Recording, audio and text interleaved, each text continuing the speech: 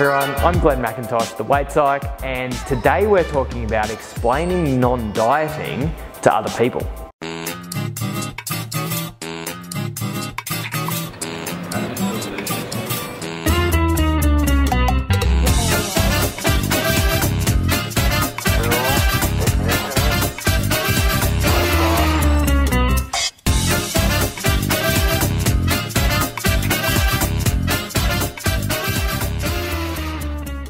Welcome to Thursday Therapy, where I answer your questions on the psychology of eating, movement, weight, and body image every 2 weeks. And this is episode number 50. Holy moly! Who thought we would get here? This is really cool. We've got a really interesting topic for you today. And something else that's been happening that's really cool is we've decided to take all of our Thursday therapies and give you what we call Thursday therapy snippets. So these are just little minute to maximum 3 minutes condensed versions of some of the best and most easily digestible parts of Thursday therapy. So I'm doing that on my Instagram and also on my Facebook, not the WMP Facebook. So we'll provide some links to that. But let's get to answering today's Thursday therapy question, which comes from Kelly.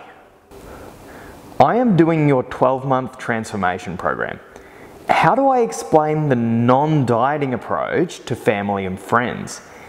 If they don't understand it, then achieving my TMT goals will be that much more challenging. On a personal note, I want to be able to have the occasional ice cream or biscuit and enjoy them without the shame and guilt of eating them in secret. And when I eat secretly, I'm more likely to binge. This is a great question, Kelly, and it's something that I talk about with my clients all the time.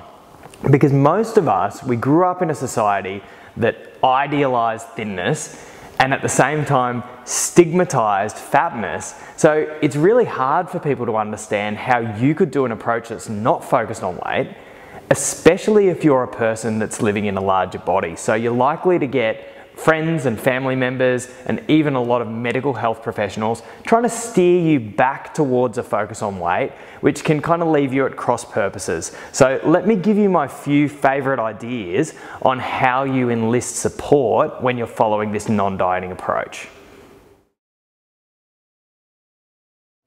I see your social influence as on a continuum between sabotaging your progress and supporting it. And we really want to help people move further along that line. So a great way to start to do this is if the person isn't convinced that this is the right approach for you, just ask them to be patient so you can take the time without the pressure to figure out whether this approach can work for you. A great example of this is I've been recently working with a client who's had an endocrinologist, and the endocrinologist wanted the person on a weight loss plan to improve their bloods, and we were able to negotiate with the endocrinologist a 6-month time period where we would see if non-dieting and just improvement of eating and exercise without focusing on weight loss would improve the bloods. Now the endo was open-minded enough that we could do that. The blood test results did improve, and so then she was happy for us to continue down this non-dieting path. It's likely that the person you're talking to doesn't know much about non-dieting. And if they think that you need to lose weight, then they're probably worried that it's going to do you more harm than good, or at least that it's not going to work at all. Now, you're going to want to help them understand that non-dieting actually gives you a better chance of being a healthier and a happier person, especially when it comes to the long term. Now, the trick is, if you're talking with someone that you've known for a long time, you do run the risk of them seeing you through the lens of someone who has had several failed attempts at a lot of different things. So sometimes, unfortunately, your word is not as credible. So to validate the non-dieting approach, sometimes it's really useful to actually, rather than having the conversation with the person, show them some information on non-dieting.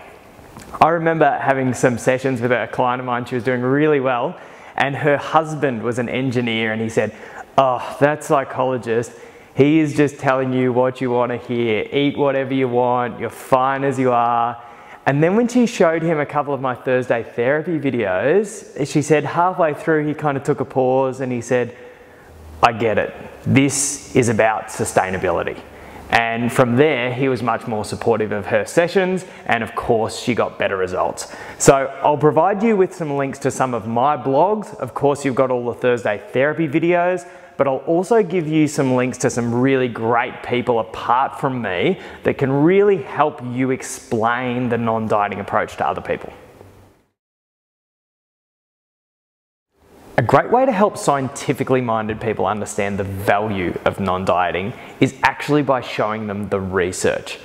I remember doing a workshop for a bunch of doctors, and the people organising it said, Glenn, you technically have an hour to spend with these guys, but you've probably got 45 minutes of their attention.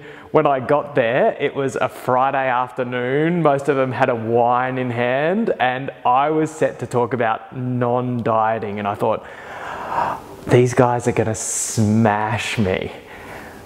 But it turned out, after 2 hours, we were talking about the research, we were pulling apart studies. They ended up having to kick us out of the room.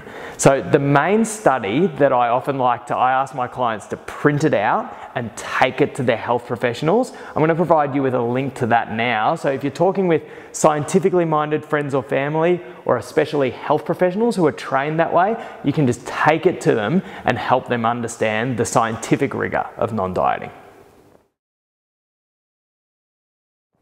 Often, would-be supporters need to understand how them shifting their attitude will actually help you, because that's probably what they want to do, is help you. The best way to help them understand is to open up. So Kelly, who asked the question, sort of said, when I feel like I can't eat that food in front of everyone else, I eat it in secret.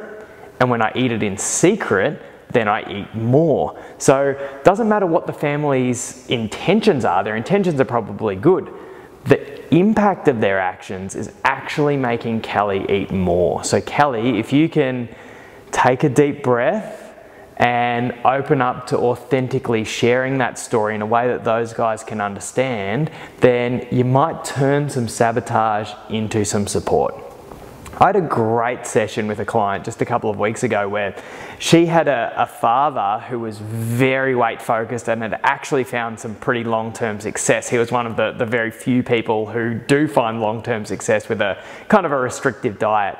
And I was so proud of her because she was really brave. She took some deep breaths and very authentically honoured her voice and explained to her dad how the fat talk that he was sending her way was really upsetting her. And so far so good, he hasn't said a word since. So if you're going to have this conversation, you're obviously going to think about what time and place is appropriate.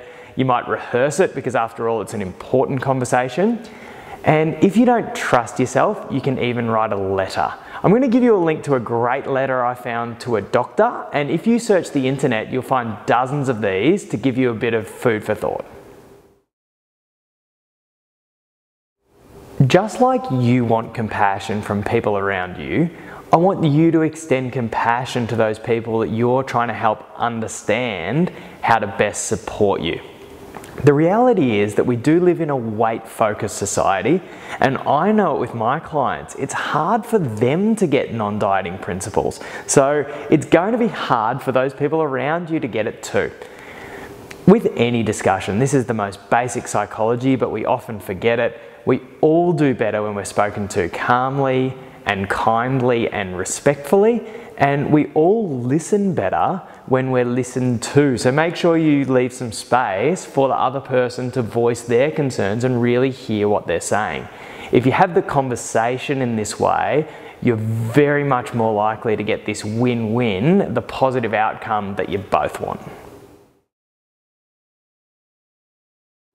Guys, thank you for being with me for another Thursday Therapy. Number 50, the half century. This one has been a little bit different, but this stuff is so important.